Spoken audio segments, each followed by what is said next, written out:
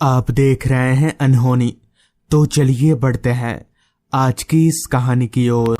गांव जाने के बाद मेरे पास बस 3 काम ही होते हैं, खाना, सोना और हर रात रमेश काका की कहानियां सुनना। रमेश काका हमें हर रात गांव में घटी सच्ची घटनाएं सुनाया करते थे। रमेश काका का घर हमारे घर से थोड़ी दूरी पर था, तो वहां हम रात के 8 बजे तक पहुंच जाया करते थे। रमेश काका अपने घर पर अकेले रहते थे। उनका इस दुनिया में कोई भी नहीं था, इसलिए उनको भी सभी के साथ मिलजुल कर रहने में काफी अच्छा लगता था। ऐसी ही उस रात मैं चलकर रमेश काका के घर गया तो रमेश काका आग जलाकर ताप रहे थे। मुझे देखते ही काका ने कहा, अरे बिंटू, कब आए तुम? इस पर मैंने काका से कहा, वो काका, आज ही सुबह आया हूँ, अभी 2-3 दिन रहूंगा। इस पर काका ने मुझे बैठने को कहा। मेरे बैठते ही वहां गांव के और 2-3 लड़के आ गए, जो रोज इसी वक्त काका से कहानी सुनने आया करते थे। ठंड काफी होने के कारण आग के पास बैठने में हमें काफी अच्छा लग रहा था कि तभी मैंने काका से कहा, काका, आज कुछ कहानी बताइए। जिस पर काका ने बताना शुरू किया।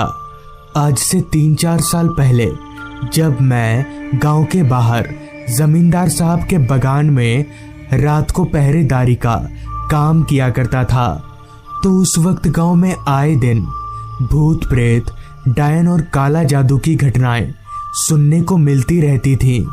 मगर मैं उस समय इन सब बातों पर विश्वास नहीं करता था। लेकिन उस समय गांव वालों का मानना था कि रात होते ही हर रोज गांव में अजीब अजीब सी घटनाएं शुरू हो जाया करती हैं। धीरे धीरे गांव के काफी सारे लोग एकाएक रहस्यमयी तरीके से मरने लगे, मगर मरने वाले लोगों की लाश काफी दिनों के बाद मिलती थी। खैर, मेरी ड्यूटी रोजाना रात के 9 बजे से सुबह के 7 बजे तक की थी, जिस कारण मुझे रात के 8 बजे ही घर से निकलना पड़ता था। ऐसी ही एक रात 8 बजे मैं बगान जाने के लिए अपने घर से निकला, तो बाहर निकलते ही ठंडी ठंडी हवाओं ने मुझे ऊपर से लेकर नीचे तक हिलाकर रख दिया। मैंने जब अपनी निगाहें इधर उधर घुमाई तो रोजाना की तरह सारा गांव मुझे वीरान सा लग रहा था, क्योंकि उस समय जब मैं रात के 8 बजे ड्यूटी जाया करता था तो गांव के सभी लोग डर के मारे अपने घरों में दुबक कर बैठे रहते थे। खैर, मैं और अपना समय जाया ना करके साइकिल को आगे बढ़ाने लगा और बगान जाने वाले रास्ते पर आगे बढ़ने लगा। उस समय हमारे गांव में बिजली तो थी, मगर रास्तों पर लाइट की कोई व्यवस्था नहीं थी, जिस कारण मैं हर रोज टॉर्च का ही सहारा लिया करता था। तो मेरे टॉर्च जलाते ही मेरे टॉर्च की रोशनी को रास्ते पर फैले कोहरे ने चारों तरफ से घेर लिया। कोहरा इतना छाया हुआ था कि मेरी टॉर्च की रोशनी मुझे जितना भी दिख रहा था, सब कुछ धुंधला धुंधला सा दिख रहा था। कुछ देर साइकिल चलाने के बाद मैं गांव के बाहर वाले रास्ते पर पहुंचा, जहां चारों तरफ बस अंधेरा ही अंधेरा फैला हुआ था। वो भी इतना घना अंधेरा कि मेरी टॉर्च की रोशनी भी कम पड़ रही थी। खैर, किसी तरह मैं साइकिल चलाकर बगान पहुंचा, तो वहां सामू मेरा ही इंतजार कर रहा था। सामू जो दिन के वक्त इस बगान में पहरेदारी करता है और उसकी ड्यूटी सुबह 7 बजे से रात के 9 बजे तक की होती है। तो मुझे देखते ही सामू ने कहा, अरे राजेश, आ गए तुम? जिस पर मैंने अपना सिर हाँ में हिलाया, तो मेरे आते ही सामू अपना साइकिल उठाया और अपने घर की तरफ चलता बना। अब उस पूरे बगान में मैं अकेला ही था, तो मैं सामू के जलाए गए आग के पास बैठकर बगान में इधर उधर अपनी नजरें दौड़ाने लगा। पूरा बगान अंधेरे और घने कोहरे में डूबा हुआ था। चारों तरफ बस सन्नाटा ही सन्नाटा था। बस बीच बीच में मुझे रात कीड़ों की आवाजें सुनाई पड़ रही थी। कुछ घंटे तो सब ठीक था, जिसके बाद बगान में मुझसे कुछ ही दूरी पर मुझे कुछ हलचल महसूस हुई। एक दो बार तो मैंने उस हलचल को नजरअंदाज किया, मगर जब फिर भी वो हलचल नहीं रुकी तो मैं टॉर्च लेकर अपनी जगह से उठा और उस हलचल की तरफ आगे बढ़ने लगा। मुझे समझ नहीं आ रहा था कि इतनी रात गए बगान में कौन होगा। खैर मैं डरता तो था नहीं, तो मैं चलकर उस जगह पर पहुंचा। तो वहां पहुंचते ही मैंने देखा कि दो भैंसे आपस में लड़ रहे हैं। लेकिन इतनी रात गए ये दोनों भैंसे बगान में आए तो आए कैसे? और तो और ये भैंसे किसके हैं? मगर जिसके भी हों, मुझे तो इन्हें बगान से भगाना ही होगा।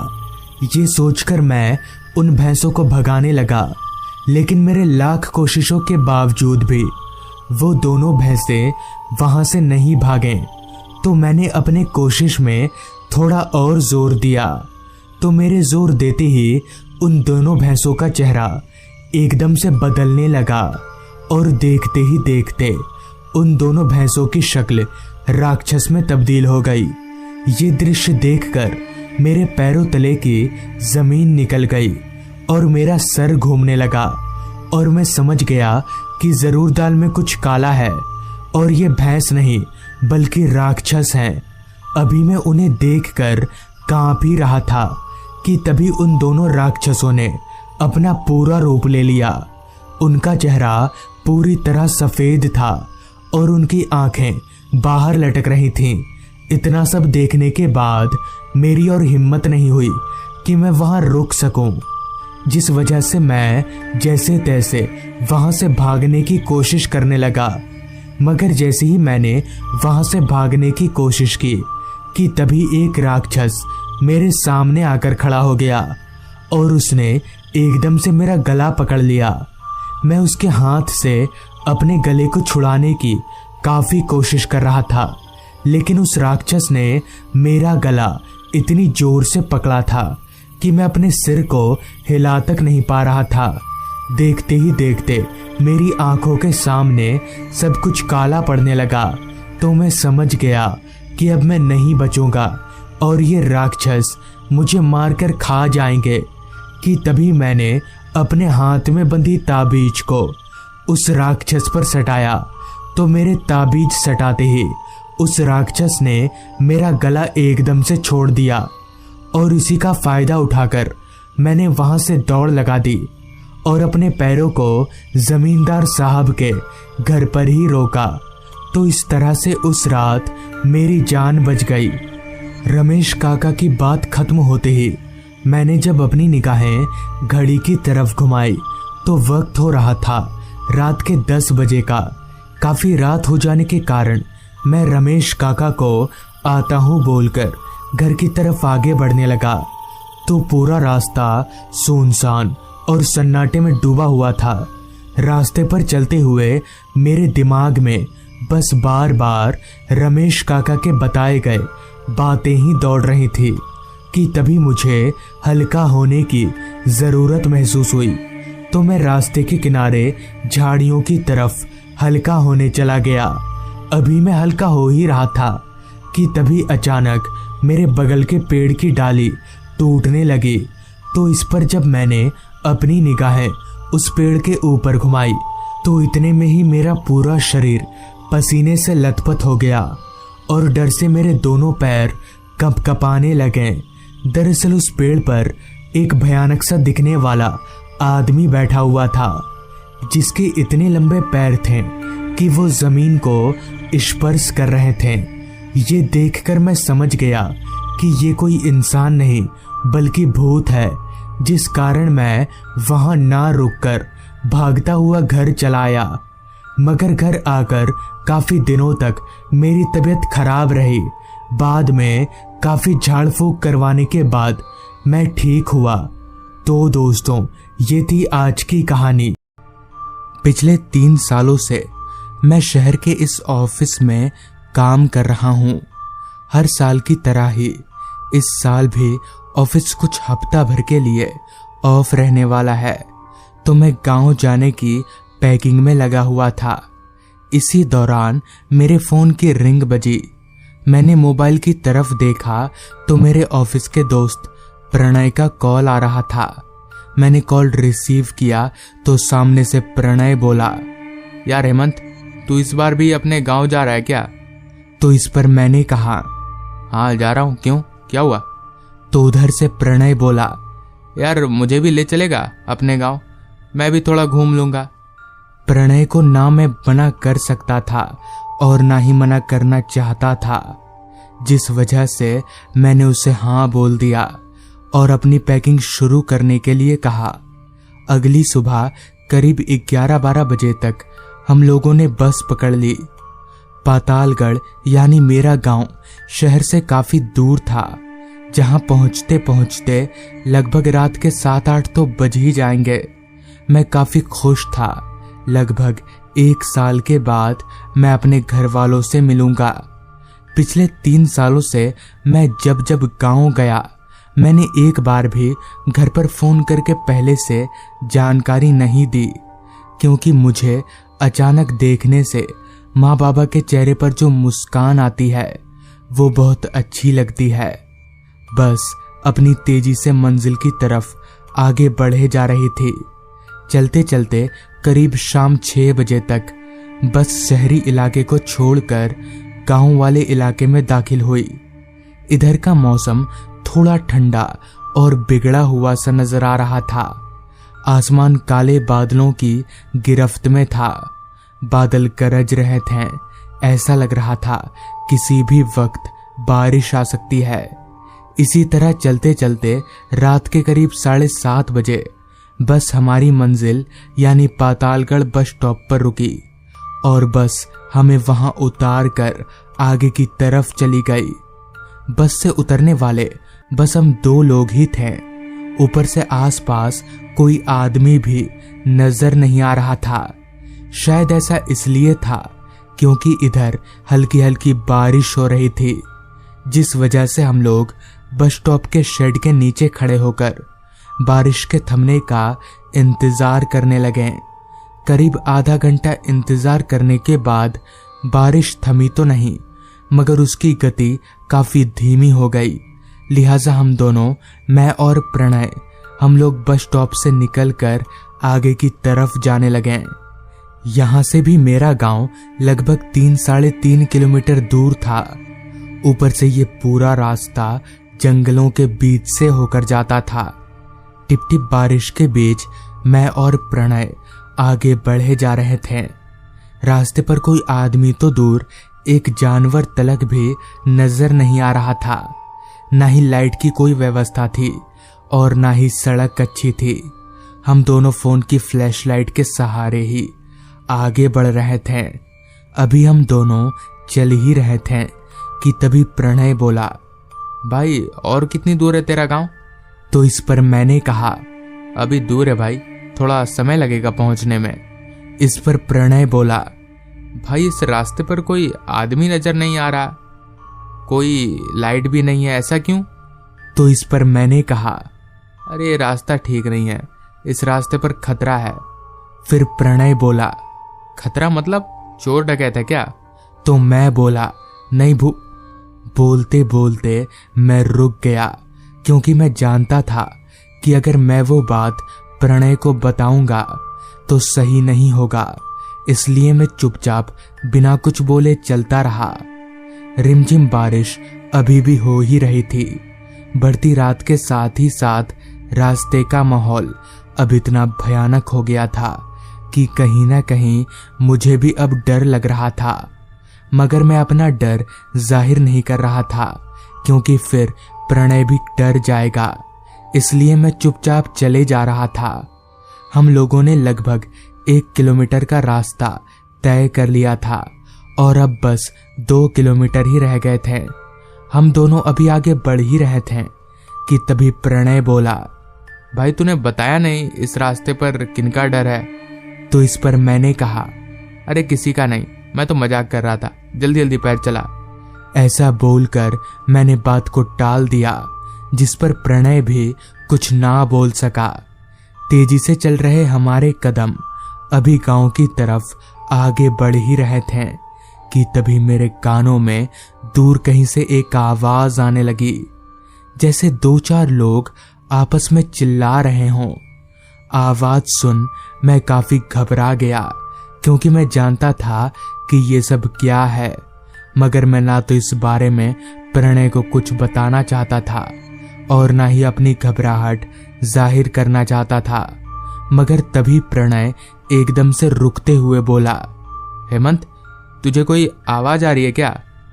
तो इस पर मैंने कहा, नहीं तो, मुझे तो कोई आवाज नहीं आ रही। इस पर प्रणय बोला, ना, कोई आवाज तो आ रही है। इतना बोलकर प्रणय चलते चलते उस आवाज की तरफ जाने लगा। वो आवाज रास्ते के किनारे वाले जंगलों में से आ रही थी। मैंने प्रणय को रोकने की काफी कोशिश की, मगर वो रुका ही नहीं। वो जंगलों के अंदर चला गया।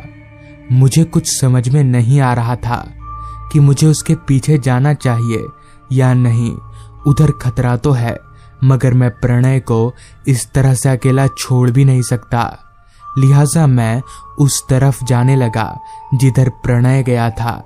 शायद प्रणय काफी दूर चला गया था, क्योंकि जंगल के अंदर मुझे वो नजर नहीं आ रहा था। खैर, मैं चलता रहा। चलते चलते अब मैं जंगल के काफी अंदर आ चुका था।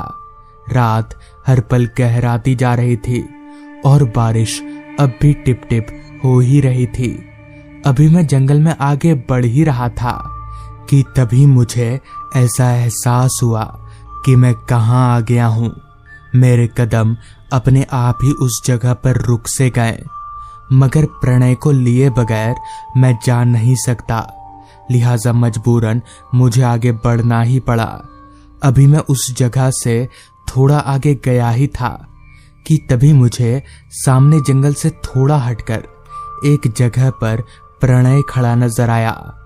ऐसा लग रहा था जैसे वो किसी से बातें कर रहा हो, मगर किससे, क्योंकि वहां प्रणय के अलावा दूर दूर तक कोई नहीं था। प्रणय अपने आप से ही बातें कर रहा था और सबसे हैरान कर देने वाली बात तो ये थी कि प्रणय जिस जगह पर खड़ा था वो एक शमशान घाट था। पुराना शमशान घाट, जहां अब लोगों को नहीं जलाया जाता। कहीं मैं जो सोच रहा हूं वैसा तो नहीं है। ये सोचकर मैं काफी घबरा सा गया, जिसके बाद मैं भागता हुआ प्रणय के पास गया और बोला, प्रणय, तू यहाँ पर क्या कर रहा है और किससे बातें कर रहा है तू? इस पर प्रणय ने जो कहा वो सुनने के लिए कहीं ना कहीं मैं तैयार ही था। अरे, इन लोगों को नहीं देख रहा है तू? इनसे तो बातें कर रहा हूं मैं। प्रणय जिस तरफ इशारा करके मुझे ये बात बोल रहा था, वहां इंसान तो दूर एक परिंदा तलक भी नजर नहीं आ रहा था। मैं समझ गया कि ये सब क्या हो रहा है। मैंने प्रणय का हाथ पकड़ा और उसे जंगल से बाहर की तरफ खींचने लगा, मगर जैसे ही मैं उसे लेकर 2 कदम आगे बढ़ा कि तभी पीछे से किसी ने मेरा कंधा पकड़ लिया। मैं पीछे पलटा, मगर पीछे दूर दूर तक मुझे कोई आदमी नजर नहीं आ रहा था। मैं उस पकड़ से अपने कंधे को छुड़ाने की पूरी कोशिश कर रहा था, मगर मैं ऐसा कर नहीं पा रहा था। इतने में ही मुझे पीछे से एक आवाज आई, उसे यहीं छोड़ दो वरना। आवाज सुन मैं और प्रणय हम दोनों काफी डर गए। अभी मैं कुछ करने का सोच ही रहा था कि तभी प्रणय का फोन बजने लगा, जिसके साथ ही साथ मेरे कंधे पर पकड़ अपने आप ही छूट गई। मैं पूरा मामला समझ गया, क्योंकि दरअसल प्रणय के फोन का रिंगटोन हनुमान चालीसा था। इसी मौके का फायदा उठाकर मैंने और प्रणय ने दौड़ लगा दी और वहां से भाग निकले। तो इस तरह से उस रात हमारी जान बच गई। तो दोस्तों, ये थी आज की कहानी। अगर आपको ये कहानी पसंद आई हो तो चैनल को जरूर सब्सक्राइब कर लें। तो मैं आपका दोस्त आर्यन जल्द ही मिलूंगा आपसे ऐसी ही एक कहानी के साथ